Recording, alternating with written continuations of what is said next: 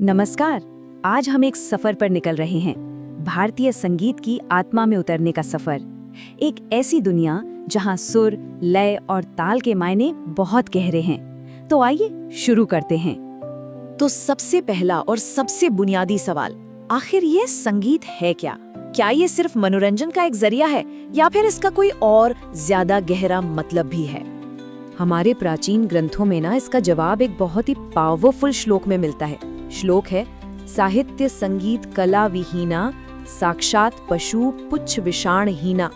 इसका मतलब ये हुआ कि साहित्य, संगीत और कला के बिना इंसान एक तरह से बिना पूंछ और सींग वाले जानवर जैसा है। सोचिए, मतलब संगीत को सिर्फ एक आर्ट फॉर्म नहीं बल्कि इंसान होने का एक बहुत ही जरूरी हिस्सा माना गया है। तो इसी सोच के साथ हम अपने पहले हिस्से पर आते हैं, संगीत जीवन का सार। यहाँ हम ये समझने की कोशिश करेंगे कि भारतीय संगीत के पीछे की असल फिलॉसफी, इसका मूल दर्शन क्या है। देखिए, संगीत शब्द खुद दो हिस्सों से बना है, सम और गीत। सम का मतलब है समता, यानी कि इक्विलिब्रियम, एक तरह का बैलेंस। तो संगीत वो है जो सुनने वाले को एक ऐसी स्टेट में ले जाए जहां खुशी, दुख, चिंता, ये सब भावनाएं खत्म हो जाती हैं और मन को एक गहरी शांति, एक संतुलन महसूस होता है। यही संगीत का असली मकसद है, मन को इस साम्यावस्था में लाना। अच्छा, तो ये तो हुई बात कि संगीत का मकसद क्या है, मतलब क्यों। अब सवाल उठता है कैसे, ये बनता कैसे है। तो चलिए अब समझते हैं संगीत के मूल तत्वों को, इसके बिल्डिंग ब्लॉक्स को। संगीत का सबसे पहला और सबसे जरूरी एलिमेंट है नाद। अब नाद क्या है? सीधी सी बात है, कोई भी मीठी, अच्छी लगने वाली आवाज जो संगीत में इस्तेमाल हो सके, वो नाद है। इसे संगीत का कच्चा माल, मतलब रॉ मटेरियल कह सकते हैं। हर धुन, हर मेलोडी का आधार यही है। अब ये जो नाद है, ये भी दो तरह का होता है। पहला है आहत नाद। आहत मतलब जिस पर आघात हुआ हो, जिसे स्ट्राइक किया गया हो। तो ये वो आवाज है जो दो चीजों के टकराने से, घर्षण से या हवा से पैदा होती है, जैसे कोई इंस्ट्रूमेंट बजाना या हमारी अपनी आवाज। और दूसरा है अनाहत नाद, मतलब अनस्ट्रक साउंड। ये वो ध्वनि है जो बिना किसी फिजिकल सोर्स के पैदा होती है। ऐसा माना जाता है कि योगी इसे अपनी साधना में महसूस करते हैं। ये बात कितनी दिलचस्प है कि भारतीय संगीत में फिजिकल और स्पिरिचुअल दोनों दुनियाओं को एक साथ देखा जाता है। नाद के बाद आता है वर्ण। वर्ण का सीधा साधा मतलब है गाने की क्रिया, द एक्ट ऑफ सिंगिंग। मतलब स्वरों को एक्सप्रेस करने के अलग अलग तरीके, जैसे एक ही स्वर पर रुके रहना, या स्वरों को ऊपर की तरफ ले जाना, या फिर नीचे की ओर लाना। एक तरह से इसे गायकी की ग्रामर भी कहा जा सकता है। और फिर आती है लय। लय को संगीत का दिल समझिए, उसकी धड़कन। ये वो स्पीड, वो टेम्पो है जो गाने में, बजाने में और यहाँ तक कि नाचने में भी एक यूनिफॉर्मिटी बनाए रखती है। अब इस लय की भी 3 गतियां होती हैं। पहली विलंबित लय, यानी बहुत धीमी स्पीड जो एक शांत और गंभीर मूड बनाती है। फिर है मध्य लय, मीडियम टेम्पो, जो सबसे ज्यादा कॉमन है। और आखिर में द्रुत लय, यानी फास्ट टेम्पो, जो संगीत में जोश और एनर्जी भर देती है। कमाल की बात यह है कि सिर्फ लय बदलने से ही किसी भी पीस का पूरा मिजाज बदल जाता है। तो ठीक है, अब हम नाद, वर्ण और लय जैसे मूल तत्वों को समझ चुके हैं।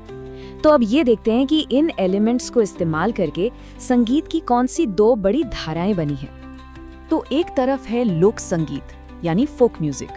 ये वो संगीत है जो सीधे जमीन से जुड़ा है। आम लोगों की जिंदगी, उनके त्योहार, उनकी खेतीबाड़ी, सब कुछ इसमें झलकता है। ये राग ताल के बहुत कड़े नियमों में बंधा नहीं होता, ये पूरे समुदाय की आवाज है। और दूसरी तरफ है शास्त्रीय संगीत, क्लासिकल म्यूजिक। ये स्वर, ताल और राग के पक्के नियमों से चलता है। ये एक बहुत ही रिफाइंड आर्ट फॉर्म है जिसके लिए सालों की ट्रेनिंग और साधना लगती है। ये किसी एक कलाकार की पर्सनल मास्टरी को दिखाता है। लेकिन यहाँ एक बहुत ही जरूरी और दिलचस्प बात है। ऐसा माना जाता है कि लोक संगीत ही शास्त्रीय संगीत का जनक है।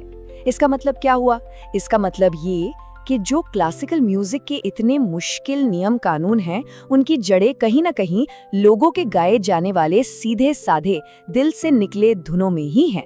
तो चलिए अब इस महान परंपरा को आगे बढ़ाने वाले कुछ लेजेंडरी कलाकारों की बात करते हैं। वो लोग जिन्होंने भारतीय संगीत को वो शक्ल दी जिसमें हम आज उसे जानते हैं।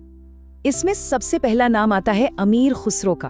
उन्हें तो मॉडर्न इंडियन म्यूजिक का पायनियर माना जाता है। वो फारसी, अरबी, उर्दू के बड़े विद्वान थे और उन्होंने इन सभी ट्रेडिशंस को भारतीय संगीत के साथ ऐसा मिलाया कि कव्वाली और तराना जैसे बिल्कुल नए म्यूजिक फॉर्म्स बना दिए। इतना ही नहीं, उन्होंने कई नए राग और ताल भी बनाए। एक सच्चे इनोवेटर थे। फिर एक और महान हस्ती है स्वामी हरिदास। वो सिर्फ संगीतकार नहीं बल्कि एक संत और कवि भी थे। उनके लिए संगीत मनोरंजन नहीं बल्कि ईश्वर तक पहुंचने का रास्ता था, एक साधना। कहते हैं कि उन्होंने नाद के जरिए ही दिव्यता को महसूस किया। ब्रज भाषा में लिखे उनके ध्रुपद और रासलीला परंपरा की शुरुआत, ये सब उन्हें एक आध्यात्मिक गुरु का दर्जा देते हैं। और अगर हम जरा मॉडर्न जमाने की तरफ आएं, तो पंडित पन्नालाल घोष का जिक्र करना बहुत जरूरी है। एक कमाल के बांसुरी वादक। उनकी सबसे बड़ी इनोवेशन ये थी कि वो 3 सप्तकों मतलब 3 ऑक्टेव्स को कवर करने के लिए 3 अलग-अलग साइज की बांसुरियों का इस्तेमाल करते थे। ये अपने आप में एक अनोखी तकनीक थी और महान उस्ताद अलाउद्दीन खान साहब के शागिर्द होने के नाते उन्होंने बांसुरी वादन को एक अलग ही लेवल पर पहुंचा दिया। तो हमने संगीत की फिलॉसफी, उसके एलिमेंट्स और कुछ महान कलाकारों के बारे में बात की और घूम फिरकर हम वहीं आ गए जहां से शुरू किया था, समता यानी संतुलन। तो अंत में ये सवाल अपने आप से पूछना बनता है कि संगीत हमारी जिंदगी में ये समता, ये संतुलन कैसे लाता है? ये एक ऐसा सवाल है जिस पर जरूर सोचना चाहिए।